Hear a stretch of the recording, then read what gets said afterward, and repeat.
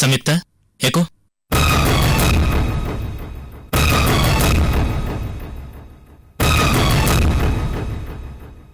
ఏంటి అలా చూస్తున్నావు? ఎక్కు.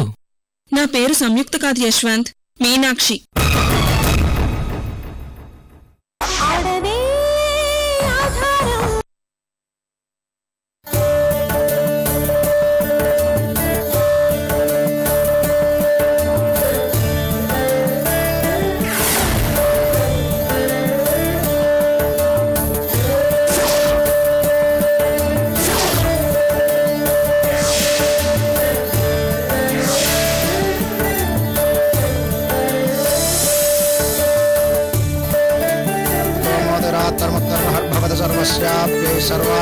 सर्वमेव तेन आत्मन सर्वं जयते शतमानं भवति शतायुः पुरुषशतेन्द्रिये आयुष्येवेन्द्रिये प्रतिष्ठति.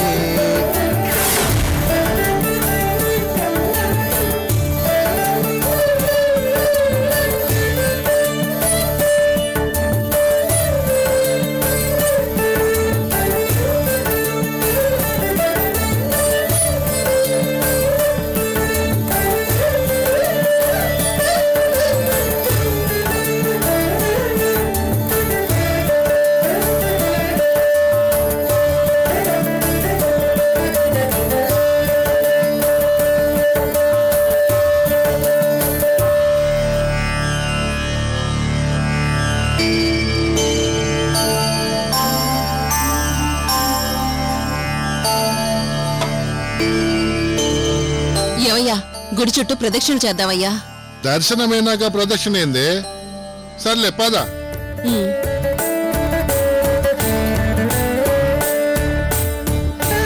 అకాలమృత్యుహరణం సర్వవ్యాధి నివారణం సమస్త పాపక్షేకరం భవానీ రామలింగేశ్వర స్వామి దేవతాద్యంతపావనం. పూజారి గారు అర్చన జరిపించండి. పేరు గోత్రం చెప్పండి. సంయుక్త, సిరిమల్లు గోత్రం.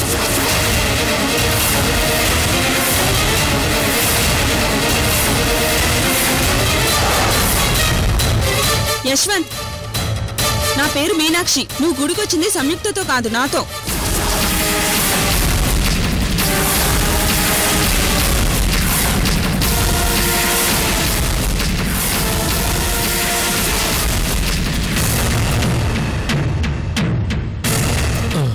సారీ మీనాక్షి, మా అమ్మ నన్ను ఎప్పుడు గుడికి తీసుకొచ్చినా సంయుక్త పేరు మీద అర్చన జరిపించేది. అలవాటుగా తన పేరు గోత్రం చెప్పేశాను.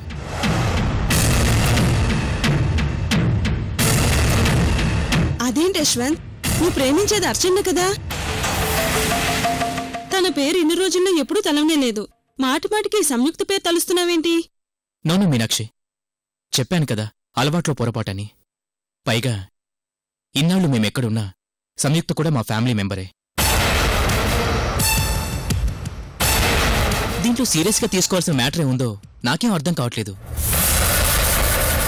పూజారి గారు, నా పేరు యశ్వంత్, తన పేరు మీనాక్షి. మా ఇద్దరి పేర్ల మీద అర్చన చేయించండి. యశ్వంత్ నామధేస్య మీనాక్షి నామధేస్య ధర్మార్థ కామ్య మోక్ష చతుర్విధ ఫల పురుషార్థ సిద్ధ్యర్థం సూర్యాదిన్మమానాగ్రహ.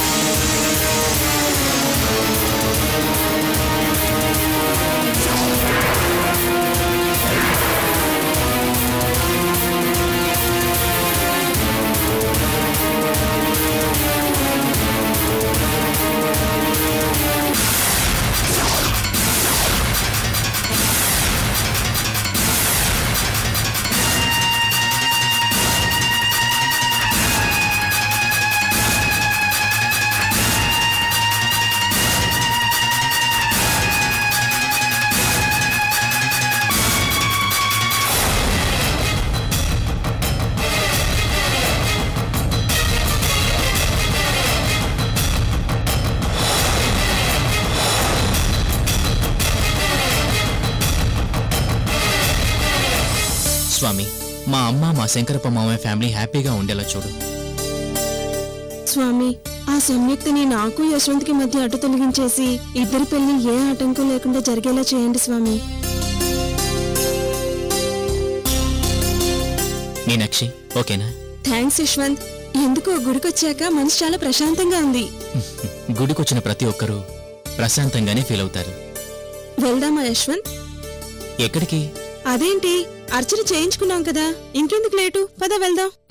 ఇండియాలో పుట్టి పెరిగిన నీకంటే నేనే చాలా బెటర్ మీనాక్షి.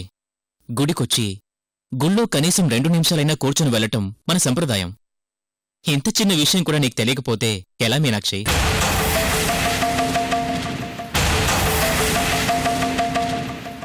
ఇలాంటి విషయాలు మా సంయుక్తకి 100 మార్క్స్ వేయొచ్చు.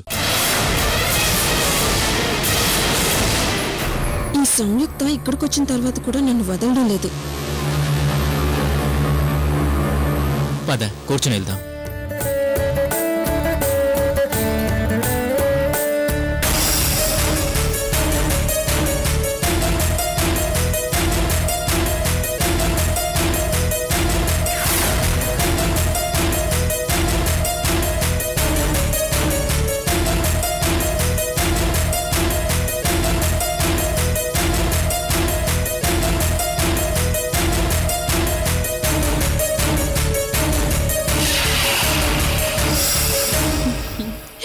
ఏవయ్యా, ఇవాళ నీతో కూడా ప్రదక్షిణాలు చేయించిన నాకు చాలా సంతోషంగా ఉండదయ్యా.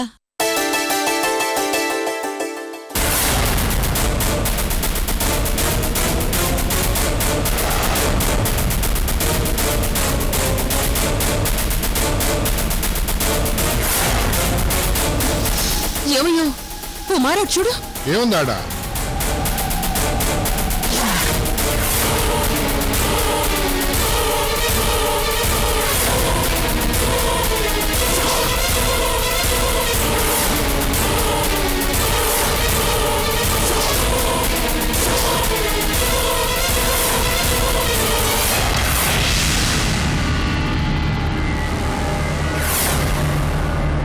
ఏందయ్యా, మన అల్లుడితో ఆ పిల్ల ఈకైకలు పకపకలు. మన దేవుని ఒకటి తెలిస్తే ఇంకోటి జరుగుతా ఉండాది. ఇదిగో సుగుణ, మన అల్లుడు ఆ పిల్లతోని సినిమాకో షికారుకో పోతే బాధపడాలి గాని గుడికొస్తే ఎందుకే బాధ? మనం నిజాయితీగా ఉందాము.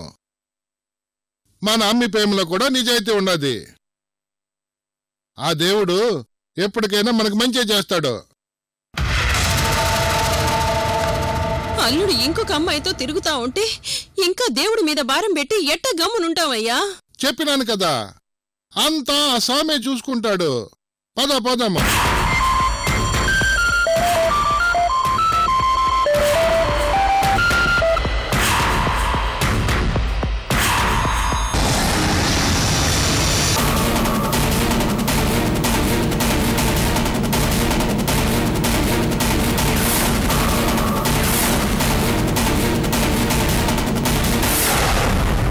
పద సుగుణ.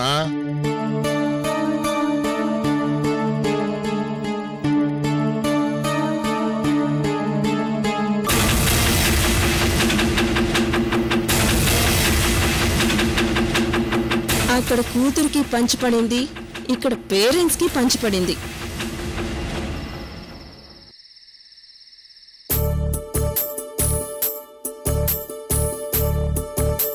సంయుక్త, మీ బావకి ఆలస్యం అయ్యేలా ఉంది, నువ్వు తిని పడుకోవే. మా బావ వచ్చాకే తింటాను, నువ్వు పడుకో అత్తా. నా కొడుకుని ఆ మీనాక్షి ఎత్తుకెళ్ళిపోతే ఇది ఇక్కడ కూర్చొని నా మీద అన్న మీద అలిగితే ఏం లాభం? వాడేమో దీని మాట విండు, ఇదేమో నా మాట విందు. వీళ్ళిద్దరినీ ఆ పైవాడే ఒకటి చేయాలి. ఏంటత్తయ్యా, ఇంకా డైనింగ్ టేబుల్ దగ్గరే ఉన్నారు? యశ్వంత్ ఇంకా రాలేదా? వాడు రావడం పక్కన పెట్టు. రాక రాక సంయుక్త మన ఇంటికొచ్చింది. తిని పడుకోవే అంటే మా బావ రావాలి ఉండత్తా అంటోంది. వీడేమో ఆ మీనాక్షితో ఊరేగడానికి వెళ్ళాడు. వీళ్ళ గోలేంటో నాకేమీ అర్థం కావట్లేదే. అత్తయ్యా, మీరు ప్రతిదీ పట్టించుకోకండి. యశ్వంత్ సంయుక్తల వ్యవహారం మనకేం కొత్త కాదు.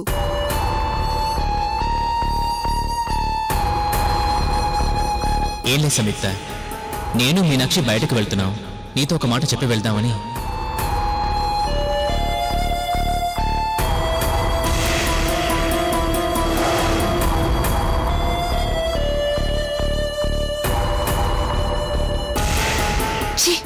దీనమ్మ జీవితం. ఆ మీనాక్షి మా బావని చేయి పట్టుకున్న దగ్గర నుండి నాకు ఒళ్ళంతా జర్రులు పాకుతున్నట్టుండాది. చిచి, దానికంటే సిగ్గులేదు. మా ఆయనకైనా బుద్ధుండాలి కదా. ఆ గజ్జల గురం వచ్చి చేయి పట్టుకోగానే దాని కొంగు పట్టుకుని వెనకాలే పోయినాడు. టైం చూస్తే 10 అవుతా ఉండాది. పొద్దుననగా పోయిన మనిషి ఇంతవరకు రాడాయే.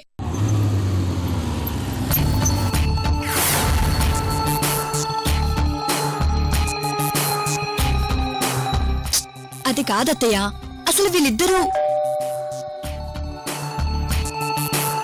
అదిగో యశ్వంత్ వచ్చినట్టున్నాడు, వెళ్ళి చూడండి అత్తయ్య.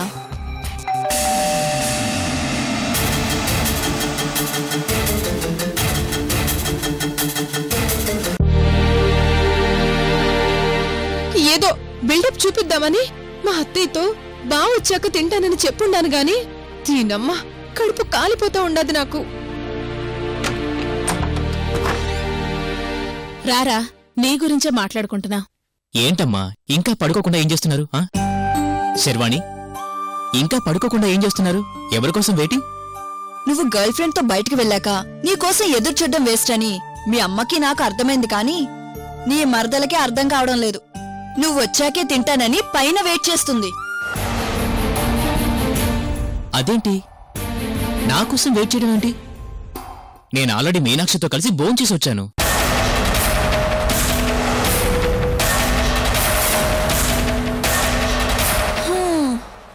అత్తయ్య, నీ కొడుకు సంయుక్తకి ఇలాంటి ట్విస్ట్ ఇస్తాడని చెప్తున్నానా? నాకు నిద్రొస్తుంది అత్తయ్య, పడుకుంటానత్తయ్య. Good night Yashwant. రే, నీకు చెప్పలేను, దానికి చెప్పలేను. దానికి అన్ని విధాలుగా చెప్పి చూశాను. అది నా మాట వినకుండా నీకోసమే తినకుండా వెయిట్ చేస్తోంది. నేను వెళ్ళి పడుకుంటాను. ఇక నీ ఇష్టం, మీ మరదలిష్టం.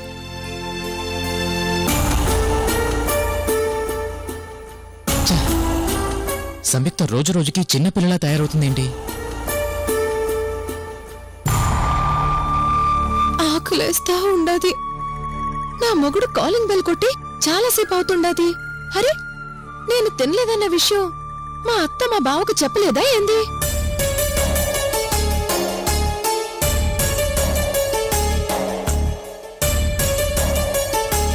మా బావ మీద ఏవేవో ఓవర్ ఎక్స్పెక్టేషన్స్ పెట్టుకుని నేను నా కడుపు మార్చుకుంటున్నానా ఏంది?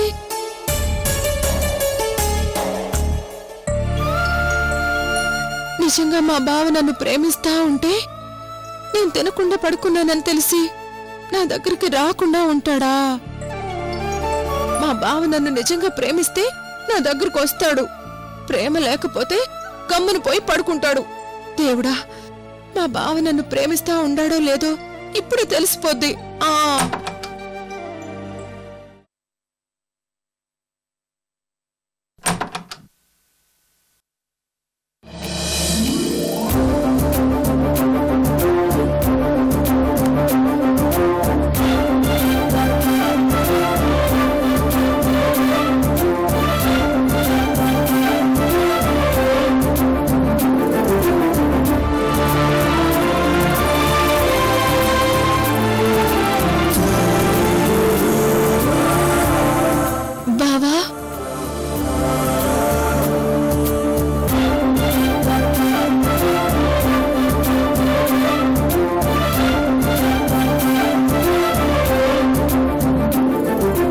సంయుక్త, ఏంటిది? భోజనం చేయకుండా పడుకోవడం ఏంటి? పద, భోంచేదు.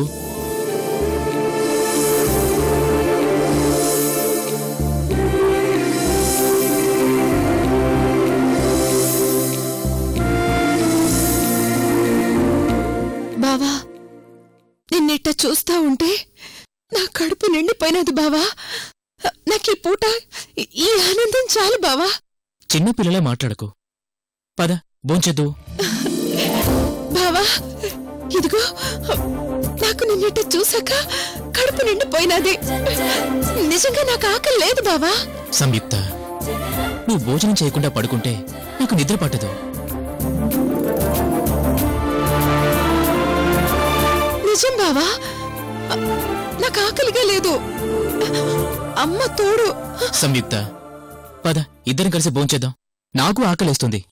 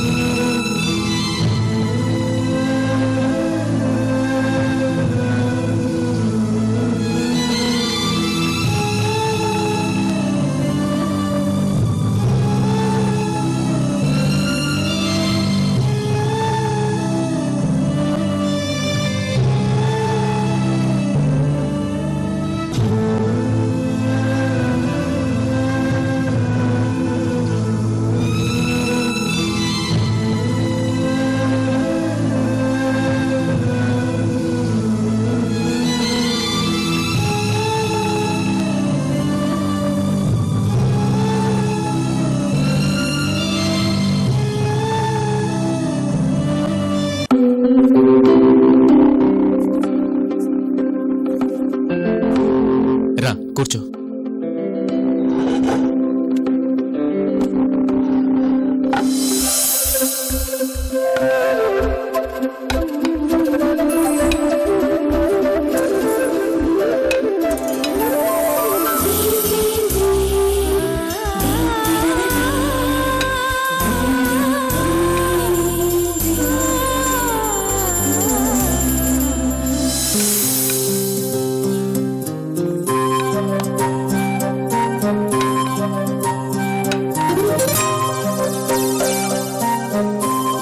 తిను.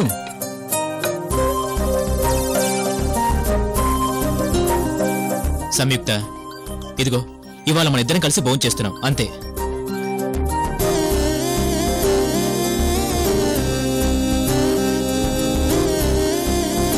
తిను.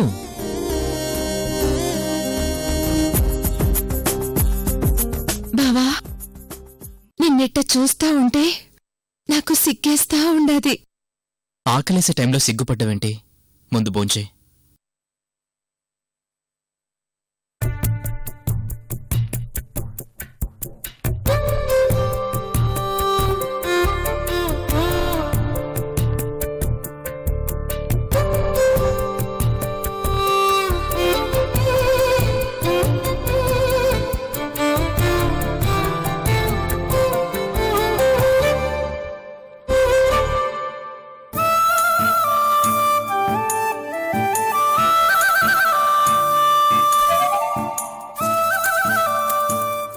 అమ్మయ్యా, వీడి మనసుని కన్నతల్లిగా నాకంటే అదే ఎక్కువ అర్థం చేసుకుంది. భగవంతుడా, వీళ్ళిద్దరినీ ఇలా చూస్తుంటే ఎప్పుడెప్పుడు వీళ్ళు భార్యాభర్తలు అవుతారా అనిపిస్తోంది. త్వరగా వాళ్ళిద్దరినీ ఒక ఇంటి వాళ్ళని చేయి స్వామి.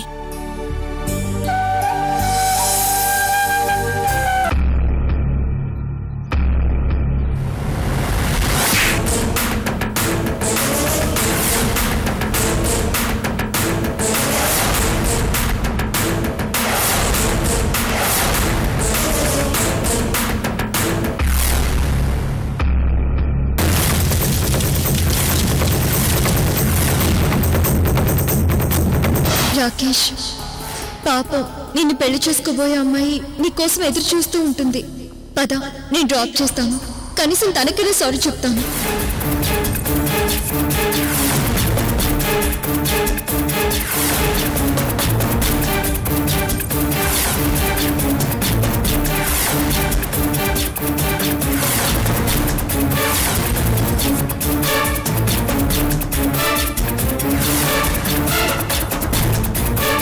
అదేంటదినా, అర్చన చేసిన చిన్న పొరపాటు వల్ల ఆ ఆది కేసులు నిన్ను చంపాలనుకుంటున్నాడా? అవతార్, వాళ్ల దృష్టిలో నేను అర్చనని. నేను అర్చనని కాను, అమృతని. అర్చన చనిపోయింది అని వాళ్ళకి చెప్పేయొచ్చు. బట్ దానివల్ల నేను ప్రమాదం నుంచి తప్పించుకోగలనేమో కానీ వాళ్ల మనసుల్లో అర్చన మీదున్న బ్యాడ్ ఒపీనియన్ మాత్రం మార్చలేను. వదినా, అర్చన గారు అంత పెద్ద కోటీశ్వరాలై ఉండి వీళ్ళకి అన్యాయం చేయాల్సిన అవసరం ఏమొచ్చింది? ఆదికేశవులు తన కూతురు అర్చన వల్లే చనిపోయిందని బలంగా నమ్ముతున్నాడు. నిజానికి ఆదికేశవులు కూతురు మరణానికి అర్చనకి ఎలాంటి సంబంధమూ లేదు.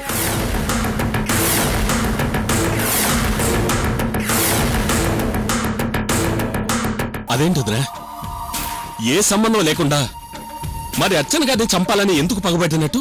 అవతార్, ఆ రోజు ఆదికేశవుల ఇంట్లో పనిచేసే రామయ్య చెప్పిన ఇన్ఫర్మేషన్ బట్టి అర్చన ఆదికేశవులు అల్లుణ్ణి అరెస్ట్ చేయించడం నిజం.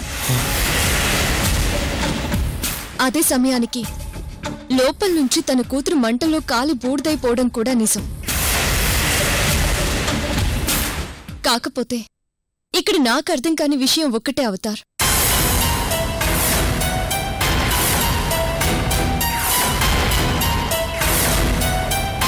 ఆ అమ్మాయి సూసైడ్ చేసుకుని చనిపోవడానికంటే 5 నిమిషాల ముందే అర్చన ఆ పెళ్లి కొడుకుని అరెస్ట్ చేయించి తీసుకెళ్లిపోయింది.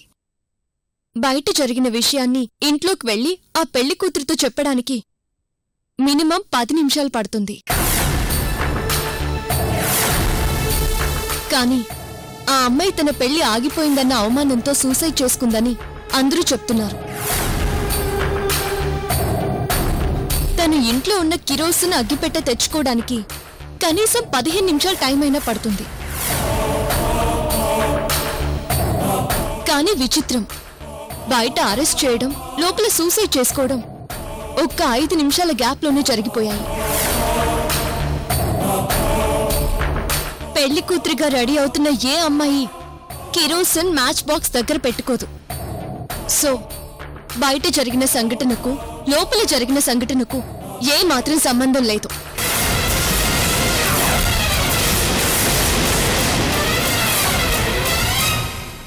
ఎగ్జాక్ట్ గా ఇదే విషయాన్ని అర్చన తన డైరీలో రాసి పెట్టుకుంది అవతార్.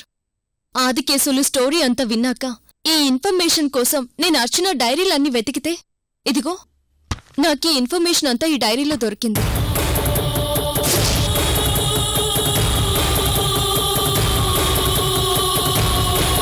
ఆదికేశవుల కూతురు అర్చన వల్లే అవమానంతో చనిపోయిందని అందరూ నమ్ముతున్నా నిజానికి ఆ అమ్మాయి మరణం వెనుక ఏదో మిస్టరీ ఉంది అవతార్.